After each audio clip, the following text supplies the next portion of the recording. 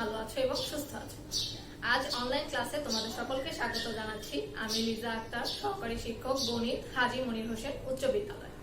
আজ তোমাদের সাথে আমি আলোচনা করব অনুশীলনী 9.2 ত্রিকোণমিতিক অনুপাতের সৃজনশীল নিয়ে।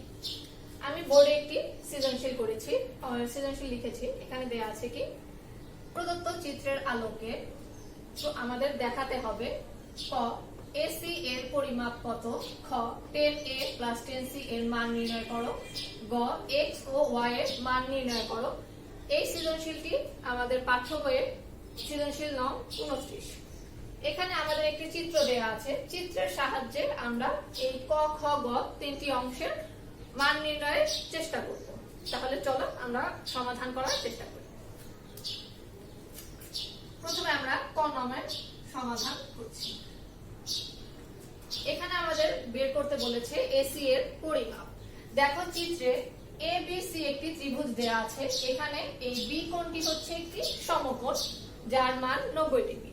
তাহলে আমরা এখানে দেখতে পাচ্ছি AB এর মান দেয়া আছে 1, BC এর মান দেয়া আছে √3। আমাদের বের করতে হবে AC, অর্থাৎ এই সমকোণী ত্রিভুজের যে অতিভুজ আছে অতিভুজের মান নির্ণয় করতে হবে। তাহলে আমরা জানি পিথাগোরাসের সূত্র অনুযায়ী অতিভুজ স্কয়ার সমান লম্ব স্কয়ার প্লাস ভূমি স্কয়ার। তাহলে আমরা একটু লিখি। এখানে ত্রিভুজ ABCA, AB বাহু সমান দেওয়া আছে 1, BC বাহু সমান দেওয়া আছে √3। আমরা পিথাগোরাসের উপপাদ্য থেকে লিখতে পারি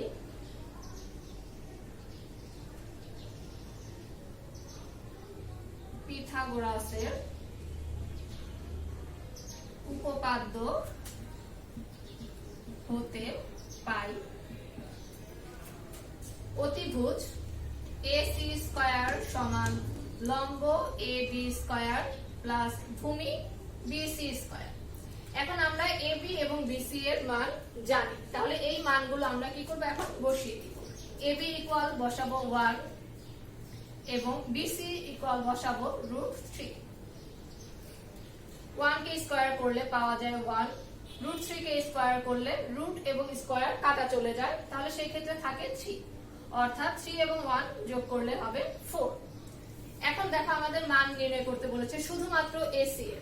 তাহলে আমরা এখন এটা কি করব, উভয় পক্ষে যদি বর্গমূল করে দিই তাহলে আমরা পাচ্ছি AC ইকুয়াল √4 অর্থাৎ 2। এটি হচ্ছে আমাদের ক নংয়ের পরিমাপ। AC এর পরিমাপ কত পেলাম আমরা, 2। আমরা এখন খ নংয়ের সমাধান করার চেষ্টা করব। খ নংয়ে দেয়া আছে 10A + 10C এর মান নির্ণয় করো। তাহলে আগে আমাদের 10A এবং 10C এর মান যদি আমরা বের করি তাহলে আমাদের এই মান নির্ণয়টা অনেক সহজ হয়ে যাবে। তাহলে দেখি এখানে 10 অনুপাতের সাথে একবার দেয়া আছে A, আরেকবার দেয়া আছে C, অর্থাৎ একবার আমাদের A কোণের সাপেক্ষে 10A নির্ণয় করতে হবে, আরেকবার C কোণের সাপেক্ষে 10A নির্ণয় করতে হবে। আমরা শিখেছিলাম কোণের সাপেক্ষে লম্ব ভূমি এই মানগুলো সবসময় পরিবর্তন হয়। তাহলে দেখি A কোণের সাপেক্ষে আমাদের লম্ব পাওয়া যাবে কত, BC, আর ভূমি পাওয়া যাবে AB। আবার দেখো C কোণের সাপেক্ষে লম্ব হয়ে যাবে উল্টো, AB লম্ব এবং BC ভূমি। তাহলে আমরা খ নং সমাধান করতে হলে আগে কি মানগুলো পেয়েছিলাম সেই মানগুলো আমরা লিখে নিই। ত্রিভুজ ABC হতে আমরা কি পেয়েছিলাম, AB ইকুয়াল 1, BC ইকুয়াল √3 এবং AC পেয়েছিলাম 2। এটা কোথা থেকে পেয়েছিলাম, ক হতে। এখন আমরা এখানে লিখতে পারি 10A কত হবে, আমরা দেখেছিলাম 10A মানে কি, লম্ব বাই ভূমি, অর্থাৎ A কোণের সাপেক্ষে লম্ব ছিল BC। তাহলে আমরা এখানে লিখতে পারি 10A ইকুয়াল BC বাই ভূমি AB। আমরা যদি মান বসিয়ে দিই, BC আমরা পেয়েছিলাম √3, AB পেয়েছিলাম 1, অর্থাৎ আমরা এটাকে লিখতে পারি √3। একই রকম ভাবে আমরা 10C এর মান বের করব। তাহলে এখন আমরা 10C সমান লিখতে পারি লম্ব বাই ভূমি। তাহলে C কোণের সাপেক্ষে লম্ব কত, AB, ভূমি হচ্ছে BC। তাহলে আমরা লিখতে পারি 10C ইকুয়াল লম্ব AB বাই ভূমি BC। এখন আমরা ঠিক আগের মতই মানগুলো বসিয়ে দিব। AB পেয়েছিলাম 1 এবং বিসি পেয়েছিলাম √3, তাহলে আমরা পেলাম tan c ইকুয়াল 1/√3। তাহলে আমাদের প্রদত্ত রাশিটা কি ছিল, আমরা লিখতে পারি সুতরাং প্রদত্ত রাশি tan a plus tan c। এখন আমরা tan a এবং tan c এর মানটা বসিয়ে দিচ্ছি। tan a পেয়েছিলাম √3, tan c পেয়েছিলাম 1/√3। লসাগু করলে কি পাওয়া যাবে, √3। তাহলে এখানে √3 এর সাথে √3 গুণ করলে আসবে কত, √3 ইনটু √3 প্লাস এর পাশে 1।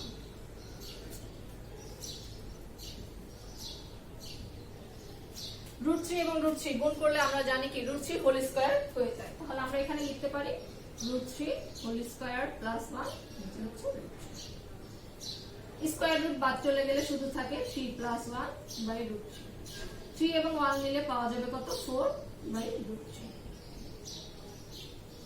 তাহলে আমরা কি পেলাম, tan a plus tan c এর মান বের হলো 4/√3।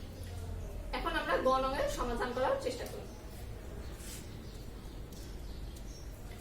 গ নং এ আমাদের বলেছে x ও y এর মান নির্ণয় করো। তাহলে দেখো আমরা এখান থেকে পাচ্ছি x এবং y কোথায় আছে, চিত্রে যদি আমরা লক্ষ্য করি, চিত্রে দেখা যাবে a কোণের একটি মান দেয়া আছে x প্লাস y এবং c কোণের একটি মান দেয়া আছে x মাইনাস y। অর্থাৎ আমরা এই x এবং y কে পাবো কোথায়, আমাদের কোণের মানের মধ্যে। তাহলে আমরা খ নং এ tan a এবং tan c এর মান পেয়েছিলাম, আমরা সেই মানটা ব্যবহার করে খুব সহজেই গ এর সমাধান করতে পারবো। তাহলে দেখি আমরা খ থেকে কি পেয়েছিলাম। আমরা খ হতে পাই tan a ইকুয়াল √3। এখন আমরা কোণ ত্রিকোণমিতিক কোণগুলোর কতগুলো মান শিখেছিলাম, তাহলে সেই ক্ষেত্রে আমরা পেয়েছিলাম কত, √3 হলে tan কত ডিগ্রিকে √3 লেখা যায়, আমরা জানি tan 60 ডিগ্রিকে √3 লেখা যায়। এবং আমরা চিত্রে পাচ্ছি a কোণ মানে কি x প্লাস y, তাহলে আমরা এই মানগুলো এখানে বসিয়ে দিতে পারি। তাহলে সেই ক্ষেত্রে আমরা লিখতে পারি tan a মানে হচ্ছে tan a কোণের জায়গায় বসিয়ে দিতে পারি x প্লাস y, অর্থাৎ আমরা যেটা এখানে পেয়েছিলাম। এবং √3 মানে কত ছিল, tan 60 ডিগ্রি, তাহলে √3 এর বদলে আমরা লিখতে পারবো tan 60 ডিগ্রি। দুপাশ থেকে tan বাদ চলে গেলে থাকে কি x plus y equal 60 degree. এটাকে আমরা 1 নং সমীকরণ দিতে পারি। এরপর আমরা খ থেকে আবার পেয়েছিলাম কত, tan c ইকুয়াল একটা মান পেয়েছিলাম, আমরা সেই মানটাও ব্যবহার করব। আমরা আবার লিখতে পারি tan c ইকুয়াল পেয়েছিলাম কত, 1/√3। এবং চিত্র থেকে দেখা যাচ্ছে c মানে কত, x মাইনাস y, তাহলে c এর বদলে আমরা x মাইনাস y এখানে বসাতে পারবো। তাহলে আমরা এখান থেকে পাচ্ছি tan x minus y equal 1/√3। এখন দেখো আমরা শিখেছিলাম tan কত ডিগ্রির মান, 30 ডিগ্রির মান 1/√3। তাহলে আমরা এখানে 1/√3 এর বদলে লিখতে পারি tan 30 ডিগ্রি। দুপাশ থেকে যদি ঠিক একই পদ্ধতিতে tan গুলো বাদ দিয়ে দিই, তাহলে এখান থেকে আবার আরেকটা সমীকরণ পাবো x minus y equal 30 degree. এটাকে আমরা 2 নং সমীকরণ দিয়ে দিলাম। এখন আমরা এই যে 1 এবং 2 দুটি সমীকরণ পেলাম, এই দুটি সমীকরণকে একবার যোগ করলে এবং একবার বিয়োগ করলে x y এর মান বের করতে পারবো, অথবা আমরা দুইটি থেকে যোগ করলে x একটি মান পাবো, x এর মানটা যে কোনো একটা সমীকরণে বসিয়ে দিলেও y এর মান নির্ণয় করতে পারবো। তাহলে এখন আমরা 1 এবং 2 নং সমীকরণকে যোগ করি।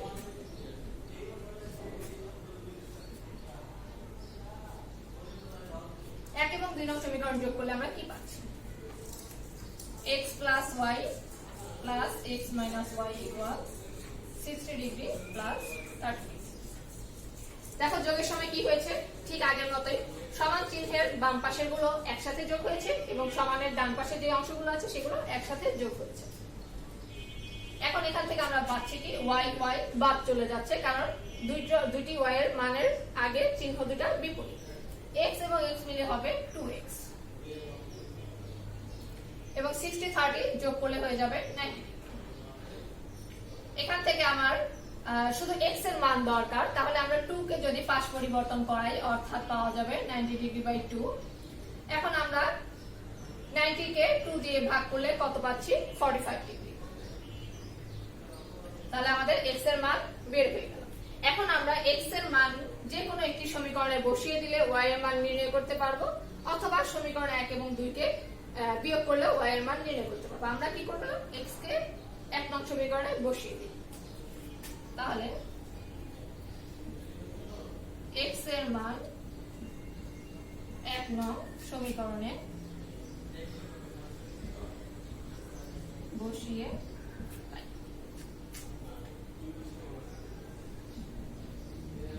1 নং সমীকরণটা আমি আগে লিখে নিচ্ছি। x এর মান পেয়েছিলাম 45 degree plus y equal 60 degree. তাহলে এখান থেকে পাচ্ছি y equal 60 degree minus 45 degree, অর্থাৎ y কত পাওয়া যাবে,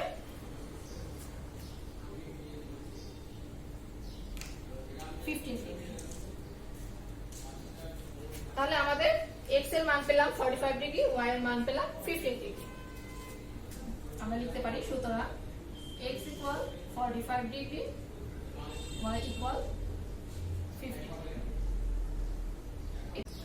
আমরা এখন পাঠ্য বইয়ের আরেকটি সৃজনশীল অঙ্ক করার চেষ্টা করছি। সৃজনশীল নাম্বার 30। এখানে দেয়া আছে sin θ equal p, cos θ equal q এবং tan θ ইকুয়াল r হলে যেখানে θ হচ্ছে সূক্ষ্মকোণ, ক r ইকুয়াল √3 ইনভার্স হলে θ এর মান নির্ণয় করো, খ p প্লাস q ইকুয়াল √2 হলে প্রমাণ করো যে θ ইকুয়াল 45 ডিগ্রি, গ 7p square plus 3q square equal 4 হলে দেখাও যে tan θ ইকুয়াল 1/√3। তাহলে এখন আসো আমরা ক থেকে শুরু করি। ক আমাদের দেয়া আছে r ইকুয়াল √3 ইনভার্স। তাহলে আমরা আগে ওই অংশটুকু লিখে নিব। দেওয়া আছে r ইকুয়াল √3 ইনভার্স। দেখো আমাদের উদ্দীপকে দিয়ে দিয়েছিল আর হবে কি tan θ।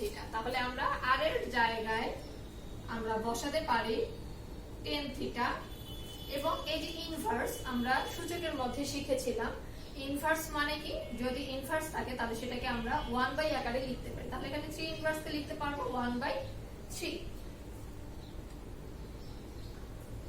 তাহলে আমরা পরে কি দেখতে পারি, tan θ ইকুয়াল রুটের যে অংশটুকু, রুট অংশটুকু 1 এবং 3 দুটোর উপরেই বসবে। তাহলে আমরা যদি এটাকে আলাদা আলাদা ভাবে বসিয়ে দিই তাহলে এখানে পাওয়া যাবে 1/√3। এখন আমরা ত্রিকোণমিতির যে অনুপাতগুলোর মানগুলো নির্ণয় করেছিলাম সেখানে আমরা কি পেয়েছিলাম, 1/√3 মানে কত, tan 30 ডিগ্রি। তাহলে আমরা এখানে 1/√3 বদলে লিখতে পারি tan 30 ডিগ্রি, অর্থাৎ আমরা এখান থেকে পাচ্ছি কি θ ইকুয়াল 30 ডিগ্রি। এটি হচ্ছে আমাদের θ এর মান। এখন আমরা আসি খ নং। আমাদের দেয়া আছে p প্লাস q ইকুয়াল √2। তাহলে আমরা এখান থেকে পাচ্ছি, দেওয়া আছে কি দেয়া আছে, p প্লাস q ইকুয়াল √2।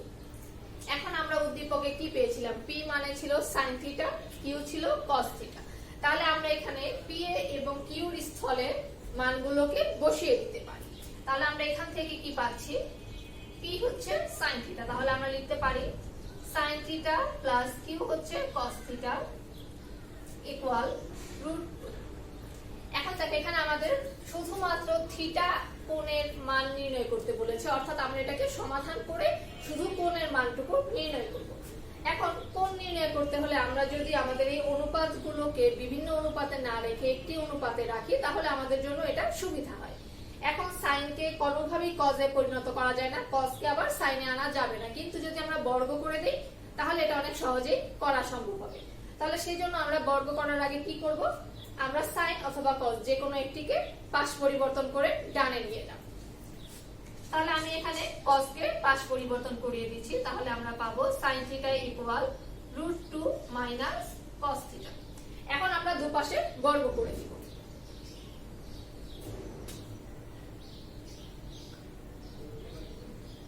এখানে পাবো sin θ হোল স্কয়ার, আর ডান পাশে থাকবে কি √2 মাইনাস cos θ হোল স্কয়ার। আমরা উভয় পক্ষে বর্গ করে দিলাম। এখন এখানে আমরা পাবো sin স্কয়ার থিটা, আর এখানে যেহেতু দুইটা অংশ আলাদা আলাদা ভাবে বিয়োগ আছে এবং তার উপরে হোল স্কয়ার আছে, কাজে আমরা এটাকে সরাসরি √2 হোল স্কয়ার অথবা cos স্কয়ার লিখতে পারবো না, আমরা এটাকে a - b হোল স্কয়ার সূত্রে নিব। তাহলে ওখান থেকে আমরা কি পাচ্ছি, √2 whole square minus 2 into √2 cos theta plus cos square theta. এখন এই cos দুইটা অংশকে আমরা সাইনে পরিবর্তন করার চাইতে সাইনকে যদি cos এ পরিবর্তন করি তাহলে সেটা আমাদের জন্য বেশি সুবিধাজনক হবে।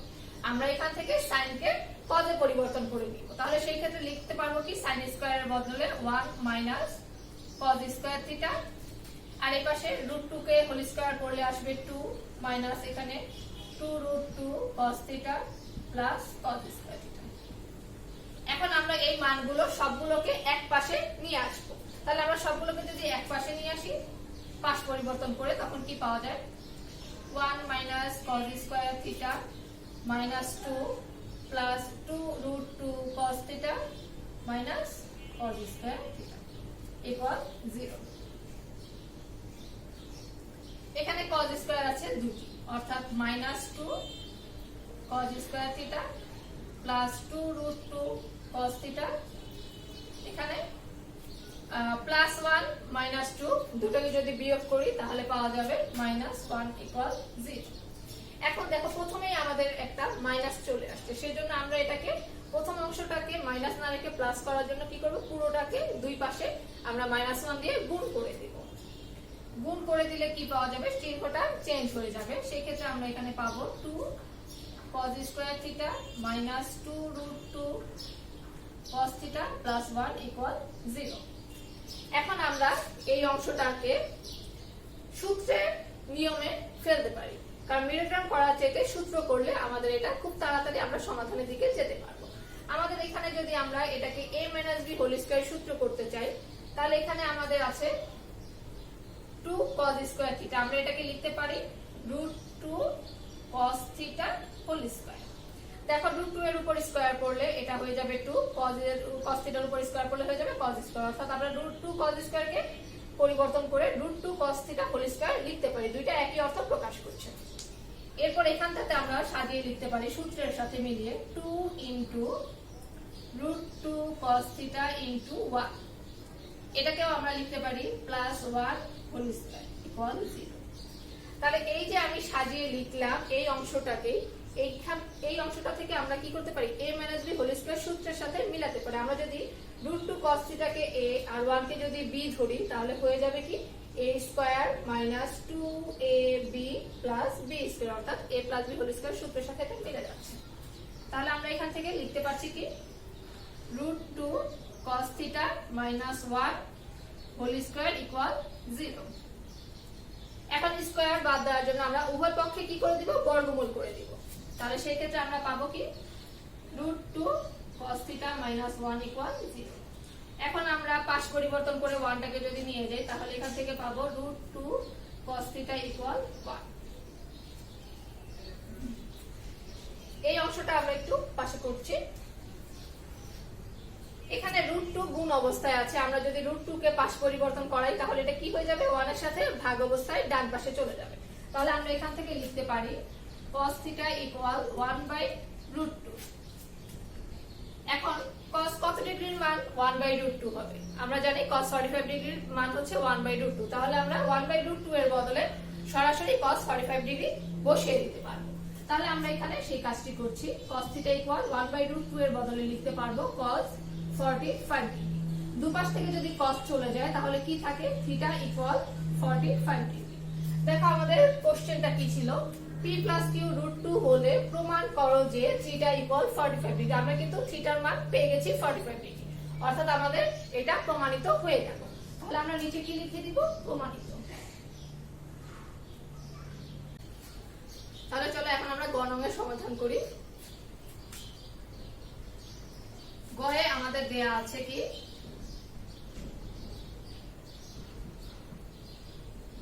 দেওয়া আছে 7p square plus 3q square equal 4। আমাদের দেখাতে হবে tan থিটা ইকুয়াল 1/√3। তাহলে আমরা আগে কি করব, পি এবং কিউ এর মান যেটা উদ্দীপকে দেয়া আছে সেই মানটুকু আগে বসিয়ে নিব। তাহলে আমরা এখান থেকে লিখতে পারি 7 পি এর বদলে sin square theta plus 3 q এর জায়গায় আমরা লিখব cos 3 cos square theta equal 4। দেখো এখানে আমাদের আনতে হবে tan থিটা। তাহলে আমরা একটা কাজ করতে পারি, আমরা যদি এই অংশগুলোকে cos স্কয়ার দিয়ে ভাগ করে দিই তাহলে কিন্তু আমরা খুব সহজেই tanটাকে আনতে পারবো। তাহলে আমরা এখানে উভয় পক্ষকে cos স্কয়ার থিটা দিয়ে ভাগ করে দিব। তাহলে আমরা কি পাচ্ছি এখানে 7 sin square theta by cos square theta plus 3 cos square theta divided by cos square theta equal 4 by cos square theta. উভয় পক্ষে আমরা প্রত্যেকটা অংশকে cos স্কয়ার থিটা দিয়ে ভাগ করে দিলাম। এখন এখানে কি লেখা যায়, 7 into sin square by cos স্কয়ারকে আমরা লিখতে পারি tan স্কয়ার থিটা। তাহলে 7 tan স্কয়ার থিটা।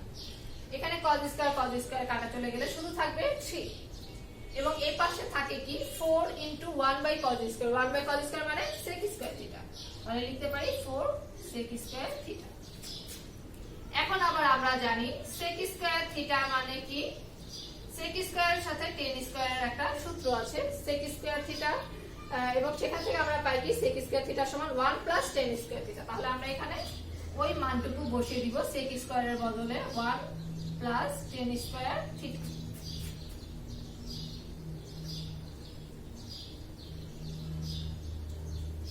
ফোর দিয়ে গুণ করে দিলে হবে 4 প্লাস 4 tan স্কয়ার থিটা। আমরা এখন এই tan স্কয়ার থিটা গুলোকে এক পাশে নিয়ে আসব এবং সংখ্যাগুলোকে অপর পাশে নিয়ে যাব। তাহলে দেখো এখান থেকে 3 চলে যাবে ডান পাশে এবং 4 tan স্কয়ার থিটা চলে আসবে বাম পাশে। তাহলে আমরা কি পাচ্ছি 7 tan square theta minus 4 tan square theta equal 4 minus 3। 7 থেকে 4 বাদ দিলে থাকে কত, 3 tan স্কয়ার থিটা। 4 থেকে 3 চলে গেলে থাকে 1। এখন আমরা এই 3 টাকে পাশ পরিবর্তন করে দিব ডান পাশে। তাহলে আমরা কি পাবো, tan স্কয়ার থিটা ইকুয়াল 1/3। কিন্তু আমাদের যেটা দেখাতে বলেছে সেই অংশে শুধুমাত্র আছে tan থিটা। তাহলে আমাদের এখান থেকে স্কয়ারটাকে বাদ দেওয়ার জন্য আমরা কি করব, উভয় পক্ষে বর্গমূল করে দিব। তাহলে আমরা লিখতে পারি tan থিটা ইকুয়াল √1/3। তাহলে √1/3 মানে কি 1/√3, অর্থাৎ আমাদের যেটা দেখাতে বলেছিল সেই অংশটুকু চলে এসেছে যে tan থিটা ইকুয়াল 1/√3। তাহলে আমরা এখানে লিখতে পারি সূত্র।